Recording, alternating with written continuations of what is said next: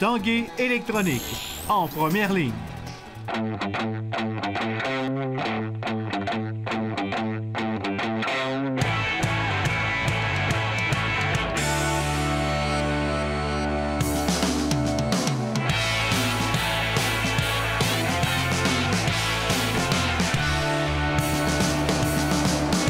À tous, un bon jeudi. Bienvenue à l'Esprit sportif. Au menu de l'émission aujourd'hui, on parle des dynamiques de Sainte-Foy de la Ligue de hockey collégiale Division 1.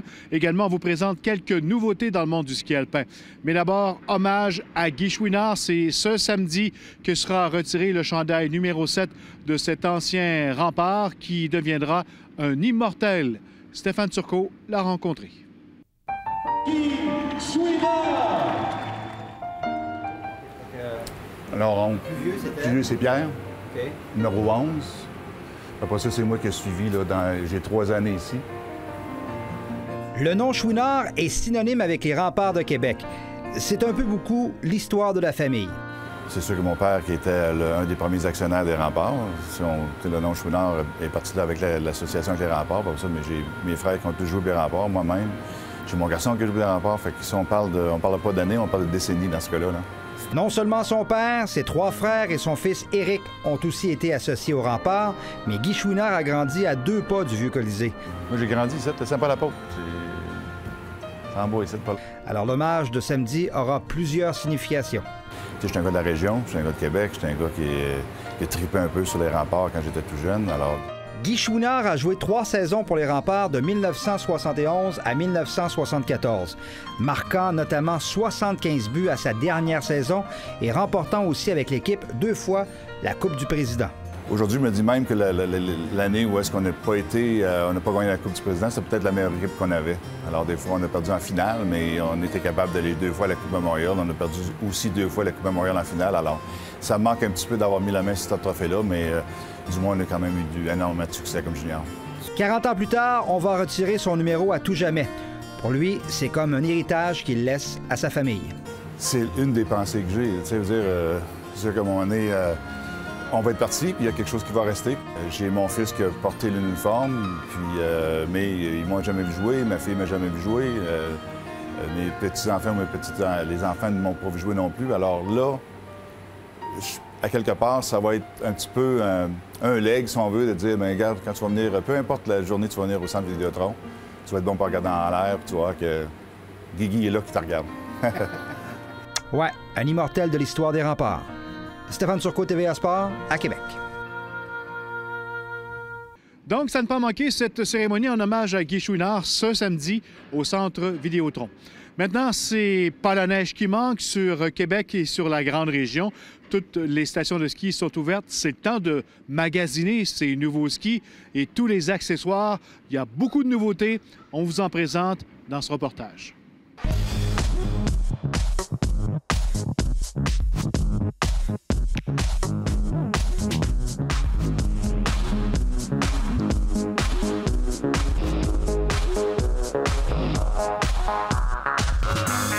C'est pas le choix qui manque.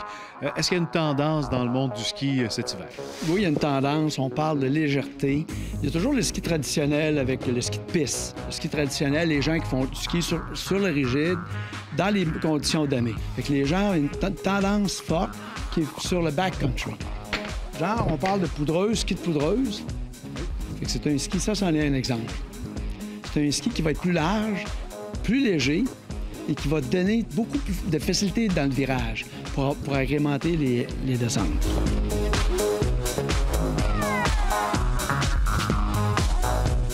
Aujourd'hui, on a la montagne. Les gens avaient la montagne traditionnelle, puisqu'on va au Relève, Stoneham, Mont-Saint-Anne, Massif. Puis aujourd'hui, les gens se sont aperçus qu'il y a des montagnes près de chez eux. Fait qu'il y a une grande tendance forte dans le backcountry. Yves, nouveauté également dans le monde de la botte. Il y a beaucoup de skis très nouveaux, mais dans la botte également, ça évolue. Les gens ne croiront pas. Je vais prendre une botte, je vais la faire... Très léger. Ça pèse à rien. Ça, c'est formidable. Puis c'est plus petit aussi. Beaucoup plus petit, compact. C'est parce que les gens, dans le phénomène backcountry, les gens ont tendance à explorer. Donc, quand tu montes, on parle de poids. Donc, si tu montes 100 mètres, ça fait bien. Mais si tu montes 1000 mètres, 800 mètres, le poids il va être excessivement important. Je vais t'en montrer une innovation. C'est une botte. Si c'est un combiné, c'est comme une fixation. Puis la botte rentre à l'intérieur. Fait que c'est vraiment confort. Tu peux marcher comme un mocassin de snowboard, puis tu as une botte rigide de ski alpin. Ça, c'est les bottes Nordica ici. Ces bottes-là, le chausson est fait pour faire votre pied. Ça veut dire sur mesure. Puis la coquille extérieure se modifie également. Plus de confort. Et pour le confort du skieur également, il y a toutes sortes de gadgets qui s'accumulent année après année. Pour le confort, quand on parle confort, on parle chaleur. On s'en va dans l'air du carbone, donc on s'en va du carbone à l'électrique. Ouais. Fait que là, on a des semelles chauffantes. Vous pouvez mettre ça pour faire du skidoo, le ski alpin, marcher. C'est un item, c'est un très, très gros vendeur. Il y a aussi les bas chauffants. Les bas, c'est nouveau. Les bas, oui, avec des bas avec des batteries de qualité. Le problème dans les affaires chauffantes, c'est les batteries, il y avait beaucoup de problèmes. Puis il y a les gants chauffants. Ça, c'est quelqu'un qui fait beaucoup de ski. C'est vraiment un luxe qui est très plaisant à voir. Question sécurité, il y a évidemment le casque qui est ultra léger d'année en année, les lunettes et Oakley également se lance dans le casque. Ouais, cette année, Oakley, ils ont décidé de se lancer dans le casque. Le Giro, qui est le numéro 1. Fait qu'ils ont fait un beau casque. Puis on a des lunettes. Dans Oakley, on a des lunettes avec les verres qui s'enlèvent. C'est des clips. Fait que ça, c'est pour donner du confort. Puis les verres ont une qualité de vision exceptionnelle.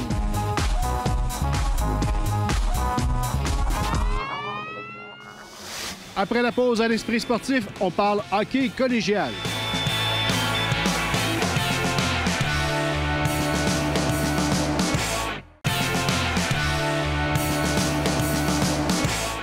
Au hockey collégial Division 1, les Dynamiques du Cégep de Sainte-Foy occupent présentement le 3e rang du classement général à la pause des fêtes. Hier soir, ils ont défait Afterminds 8-5.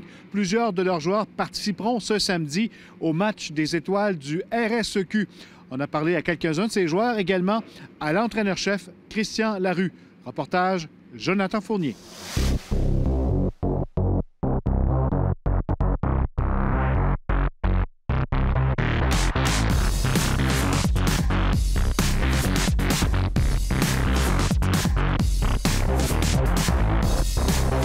Ça va bien, quelques jours des fêtes. On est sur une série de 3 matchs consécutifs là, avant de fermer, je dirais, la demi-saison. Puis c'est presque dommage qu'on soit obligé d'arrêter ça pour une couple de semaines ce soir, là, mais enfin, c'est de bon augure pour la deuxième partie. Est-ce que tu as senti une bonne progression depuis le début de la saison jusqu'à maintenant? Très bonne progression. Pour être honnête, on a peut-être récolté quelques points qui étaient surprenants dans le mois d'octobre. Sans dire que le petit passage à vide était quasiment un passage nécessaire. Je pense que ça a fait en sorte qu'on a pu adresser plusieurs points peut-être à améliorer ou à resserrer avec l'équipe. Il y a des joueurs qui pensaient que ça serait peut-être plus facile après le mois d'octobre qu'on avait eu, mais tu es obligé d'admettre que ça s'est replacé. Puis, comme j'ai dit, l'équipe se comporte bien sa patinoire à l'heure actuelle. Je ramasse beaucoup de points, donc l'équipe va bien en même temps, fait que c'est sûr ça l'aide, fait que ça va très bien jusqu'à maintenant. Il est constant, il joue très, très, très bien, très intense, que tu sois à Sainte-Foy, que tu sois sur la route, contre n'importe quel adversaire, il y a tout le temps